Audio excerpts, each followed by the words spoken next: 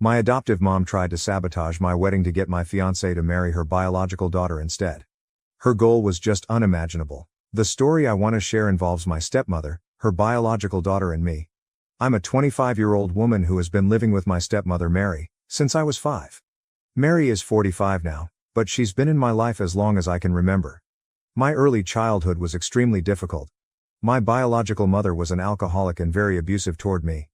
Her neglect and erratic behavior led my dad to file for divorce and fight for full custody. Sadly, her issues couldn't be fully proven in court, so custody was split, and I spent most of my time with her. That arrangement didn't last long. One day, she left me home alone, and I accidentally accessed the balcony. My neighbors noticed this and called Child Protective Services, and from then on, I began living with my dad. Initially, things were rough, but everything improved when my dad met Mary. She was his lawyer's assistant during the divorce, and they began a relationship soon after. Mary, who was also divorced, had a daughter named Jane, who was 2 years younger than me. Jane had a neurological condition that confined her to a wheelchair. I met Mary and Jane when I was 4. At first, I was hesitant and guarded because of the trauma I'd experienced with my biological mother. Mary, however, was incredibly patient. She gave me the space and time I needed to trust her, and within weeks, I felt comfortable with both her and Jane. We became very close. Not long after, my dad and Mary decided to get married. Their wedding was small and intimate, with just my grandparents and Mary's parents in attendance. I used to call her Mary before the wedding, but ever since then, I've called her Mom because, even though she didn't legally adopt me, I've always seen her as a mother. From that point, our lives steadily improved. Mary opened her own law practice, and my dad, a construction worker, started his own construction company. Soon, his business flourished, and from then on, we never faced another day of financial hardship. Both Jane and I went to the best schools and had good lives. I always considered Jane my sister, helping her with whatever she needed and standing up for her whenever necessary. Mary felt like the only mother I had ever had since childhood because she was always there for me. I've been extremely grateful to her my entire life because she's the reason I'm alive and thriving, and I've never stopped showing her my gratitude. We moved to a much better neighborhood when I started high school, and that's where I met my boyfriend, Ryan. Ryan lived 2 blocks away and was my classmate. We started walking to school together once we realized we lived in the same area and became good friends. He used to visit my house often and got along well with everyone, especially Jane. He was one of the few people she felt comfortable around, and we all had a lot of fun together. At the end of last year, he asked me out, and I said yes. When I told my family about it, everyone seemed happy except Jane. From that day on, Jane frequently became irritated with me, and we didn't talk much. Mary noticed Jane's behavior and attributed it to a recent change in her medication. I understood and decided not to talk to her much to avoid fights and reduce her stress. Ryan and I applied to many universities and were fortunate to get into the same one, which was a pretty good school. Everyone was thrilled with our achievement, and Ryan and I couldn't have been happier. Jane remained somewhat distant from me, so I decided to talk to her before leaving and clear the air because, after all, she was family. After talking for hours, I realized from the way she spoke about Ryan that she had a crush on him. It all made sense, but I wasn't going to leave my boyfriend to fix things, so I decided not to bring up the topic at all. Jane and I reached an understanding before I left, and I was satisfied with that. Before leaving, I told Mary I thought Jane had a crush on Ryan and that it would be helpful if she talked to Jane to prevent further problems between us. She assured me she would handle it and told me I could always count on her support. I got emotional about leaving my mom, and we both cried a bit in the kitchen. A few weeks after that conversation, I left with Ryan to settle into our room at the university. The next 4 years were great academically. I learned a lot, excelled in most subjects, and secured some internships ahead of my peers. Overall, I was doing well. On the other hand, my relationship with Ryan wasn't at its best. We'd had issues from the start of college and were on and off most of the time. I also heard some rumors that he had cheated on me. By the end of college, our relationship was pretty shaky. Given our history, we mutually decided that we should take a break for a while to get our bearings. I came home to rest for a few months after finishing my degree and told my parents about the breakup. They weren't as surprised as I thought, but that didn't seem strange to me. Jane was also about to finish high school and asked if I could get Ryan to talk to her because she was planning to study the same field and needed guidance. I was hesitant to call Ryan so soon after our breakup and suggested some of my friends from the same field, but she insisted she only wanted to talk to Ryan. So I decided to put my feelings aside for Jane and texted him. After speaking with her, Ryan called me and told me Jane had been flirting with him during the call and that he wasn't interested in her in that way. I told Mary, and she said it shouldn't be an issue for me because Ryan and I had broken up. I didn't think much about it after that. A few years later, Jane was about to finish college, and I was working while still living at my parents' house. I ran into Ryan while grocery shopping. He was doing well, established, and enjoying life. We started chatting and met up several times for lunches and breakfasts. Eventually, we rekindled our relationship, and a few months later, he proposed, to which I obviously said yes. The news of our relationship wasn't received as we expected by Mary, and Jane's anger was understandable. However, it was the news of our engagement that caused turmoil in my home. Jane had a major tantrum, which led to an anxiety attack, and she had to be rushed to the emergency room. She was fine, but due to her predispositions, the doctors advised us to take good care of her and avoid introducing stress. After discussing it with Mary and my dad, we decided that the best course of action was for me to move out. I moved shortly after the incident and would visit home on weekends. Jane had now accepted my engagement and was quite excited about the wedding. Initially, she was going to be my maid of honor, but after her reaction to the engagement, I decided to leave her as one of the guests instead. Everything was going well with everyone, especially Mary, who was trying to involve herself in every little detail of my wedding and was also paying for half of the expenses. I couldn't have been more grateful to her for everything and even mentioned it in my speech during the rehearsal dinner, 2 days before my wedding. On the night of the rehearsal dinner, everyone was drunk beyond reason, and Mary asked to speak with me privately. I thought it would be a mother-daughter conversation, so I suggested we talk in my room. I didn't expect what was about to happen. Mary sat me down and started talking about how grateful she was to have a daughter like me, which made me emotional. She went on to say she had similar hopes for Jane but that it was very difficult, and she began to cry. I consoled her, and she asked me if I loved her. I said yes. Then she asked me if I owed her my life. It was an absurd question, but I answered yes again. Hearing this, she stood up and asked me for a favor. When I asked her what it was, she said that since I owed her everything I had, she wanted me to share a bit of it with my sister Jane. I was confused and asked what she wanted me to share. What she said next was far from normal. She said that compared to Jane, I had a much better life, while Jane was surrounded by only a few people, one of whom was Ryan. She claimed that she had known about Jane's attraction to Ryan since childhood but hadn't done anything about it until we broke up after college. She continued, saying Ryan was a very understanding man and perfect for Jane. She asked me to break off my engagement with Ryan and convince him to marry Jane instead. I couldn't believe what I was hearing and told her to stop, but she didn't. She said this was the only way I could repay her since she had accepted me as her own blood and cared for me as her own daughter. She said she wanted Jane to have a relationship for her future too, and Ryan was the only man she was certain wouldn't break her daughter's heart. She knew Ryan wasn't interested in Jane that way, which is why she wanted me to convince him.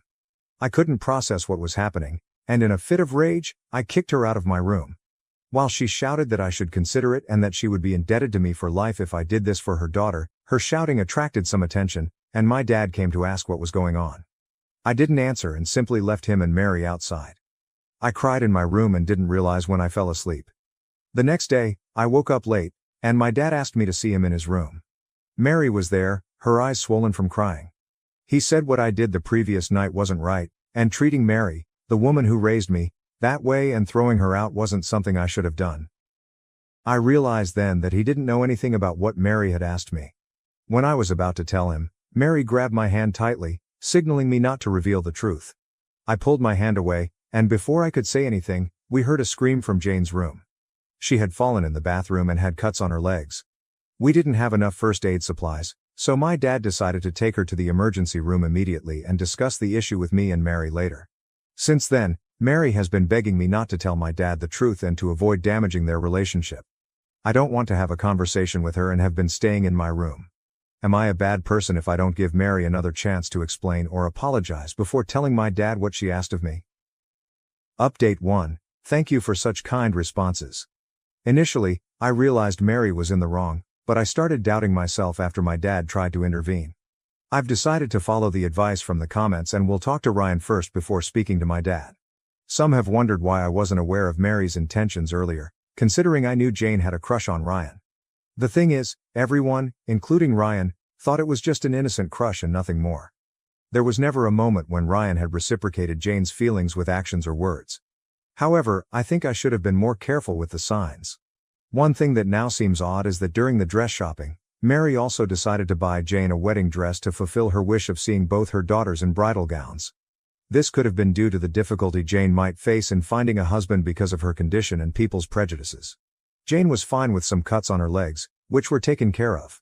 She didn't know anything about what Mary had asked of me, and honestly, I didn't know how she would react if she found out. When I went to check on Jane after she came back, I saw Mary in a corner, her face turning pale as soon as I called my dad. I had to ask for the car keys to meet Ryan. Mary broke down on the spot, likely thinking I might expose her, so I helped her get to the bed. My dad decided to stay by her side, silently blaming her condition on me. I didn't have time to explain anything and left immediately after grabbing the car keys. I'm writing this part after meeting Ryan. I went and asked him to meet me in the car to avoid unwanted attention. He realized from my voice that it was something serious and rushed down. I told him everything that had happened the previous night and let him know that Jane's crush on him might not have been so small after all. He was more shocked than I was because he had always respected Mary greatly for being such an excellent woman and a loving mother to me. He said such a revelation would lead to many problems, so the best option would be to postpone the wedding for a few weeks. He made it very clear that no matter what, he's on my side and is willing to elope if that's what it takes to be with me. He wanted to be there while I told my dad about this, but I asked him not to since it was a family matter first. He agreed and asked me to call him immediately after I finished talking to my dad. He would announce to the guests that the wedding was postponed due to some personal issues. Although I am happy to have someone like Ryan by my side, I am still scared because this situation could lead to strained relations with my dad, who's always been there for me since day one. I already lost a mother yesterday, and I'm not prepared to lose a father too. Update 2: A lot has happened since the last update. I gathered all I could and went back to tell my dad the truth. Mary opened the door and let me in, but she didn't seem as stressed as before. I entered the room and saw my dad sitting on the bed with Jane lying down. He seemed angry and asked me to sit. He told me he knew what had happened the night before and was extremely disappointed in me. I asked him what he was talking about, and he said Mary had informed him that I reprimanded her the previous night, saying she wasn't my real mother and Jane wasn't family, so I didn't want them at the wedding. According to my dad, when Mary tried to calm me down, I told her I didn't want her disabled daughter ruining the wedding photos. I couldn't believe how manipulative Mary was. I tried to tell my dad the truth about Mary, which surprised him, but he said this was a case of my word against Mary's, and there was no way he could believe one version over the other. So, perhaps we should resolve it for now. Jane was constantly saying that her mom's side of the story was correct, and now I was sure Mary had told Jane the truth and asked her to act. I made it very clear to my dad that the wedding was postponed because I didn't care who thought which side was true. It was absolutely unacceptable for me to have someone who had emotionally manipulated me into giving up the love of my life. Mary quickly intervened, saying she wanted to apologize if she had done anything wrong while raising me and hoped our relationship could have a second chance with them being part of my wedding. My dad also insisted that I should move on and let the wedding happen without issues since so much money had been spent. But I decided not to heed their requests and left that same day. I went to Ryan's house, and it's been 2 days since then. I honestly didn't have the energy to deal with anything, so I turned off my social media accounts. So far, I haven't been contacted by my dad or Mary, but I've received calls from some relatives, which I didn't answer, assuming they were about the wedding cancellation. Things are quite stressful right now, and I hope to find a way to resolve them soon. Update 3. This update comes a week after the last one, when the wedding was postponed and I moved out of my parents' house. A week of constant calls later, I heard from Ryan, who is friends with my dad on Facebook. Apparently, my dad had posted something on his wall about me. After our relatives tried to figure out the reason for the wedding cancellation and got no answers, they decided to press my dad and Mary about it. They tried to contact me to make a public announcement as a family, but since they couldn't reach me, my dad made that post on Facebook. In the post, he mentioned how he, Mary, and Jane were begging me not to ruin their reputation over minor family issues and hoped I would respond since talking was the only way to resolve this. This post caused even more damage to the already complicated situation. Our relatives and all of their friends on Facebook were now speculating about the problem and spreading rumors. The worst rumor I heard was that I had stolen money for the wedding and then cheated on Ryan. Ryan was getting stressed about all of this, and I talked to him, thinking he might be having doubts. But to my surprise, he reassured me once again that he was going to marry me no matter what came our way. I still hadn't responded to the Facebook post and planned to speak to my parents the next day to at least be rational before the big confrontation. However, things took a different turn. That same night, I received a call from my grandmother, My biological mother's mom.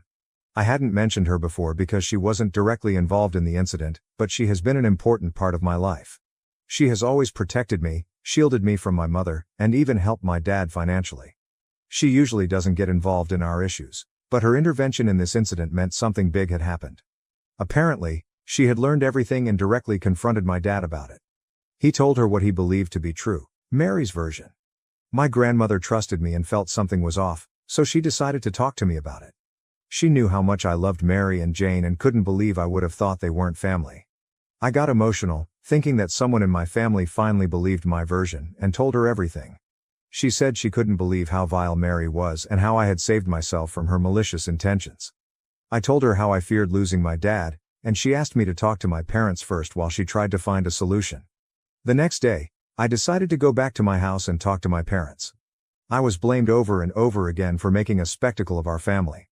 Honestly, I was exhausted by them in just a few minutes and asked if I could have a moment alone with Mary.